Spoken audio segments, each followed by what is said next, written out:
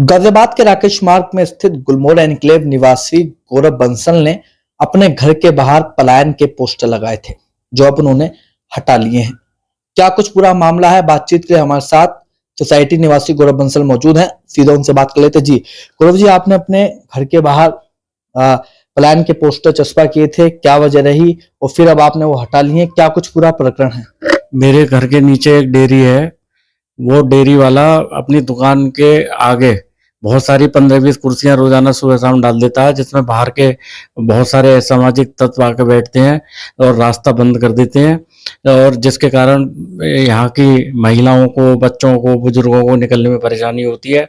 इस कारण से मैं जब भी उससे मना करता हूँ तो वह जान से मारने की धमकी देता था, और जिसके डर से मैंने पलायन के जो है पोस्टर लगा दिए और मैं पलायन कर रहा हूँ। अब आपने वो पोस्टर हटा दिए हैं, किस वजह से अब वो पोस्टर हटाए गए हैं? कल फिर से उसने 15-20 कुर्सी डाल दी थी, तो मैंने एसीपी रवि कुमार जी को फोन किया था, कोतवाली प्रभारी सियानी गेट रविंद्र गौतम जी को फोन किया था। उन्होंने तुरंत एक्शन लिया, मौके पर आए। वो चौकी प्रभारी नासिरपुर सुभाष सिंह भी साथ थे। उन्होंने डेयरी संचालक को डांटा कि इस तरीके से कुर्सी नहीं रखोगे, जो भी तुम्हारे ग्राहक आए उन्हें दूध दो, उन्हें वापस भेजो।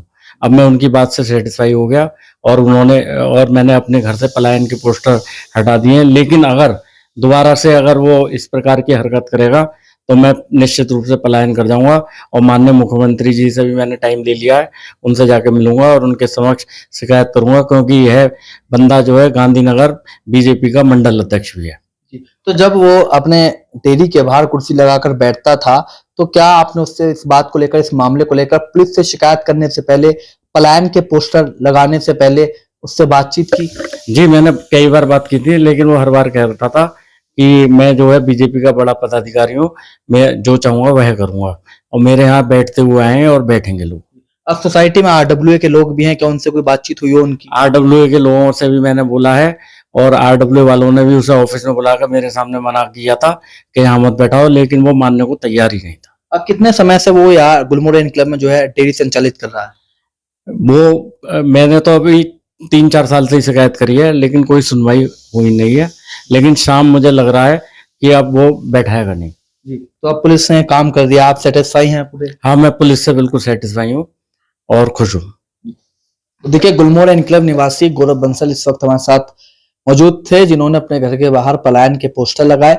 साफ तौर पर बताया, सोसाइटी के मेन गेट के पास में ही एक डेयरी है। वो डेयरी संचालक प्रतिदिन शाम को अपनी डेयरी के बाहर कुर्सियां डालकर सोसाइटी के बाहर के लोगों को बुलाता था और उनके साथ में बैठता था, जिस वजह से जो सोसाइटी के लोग हैं, जो निवासी हैं, उनको आवाजाही में काफी दिक्कत परेशानियों का सामना करना पड़ता था।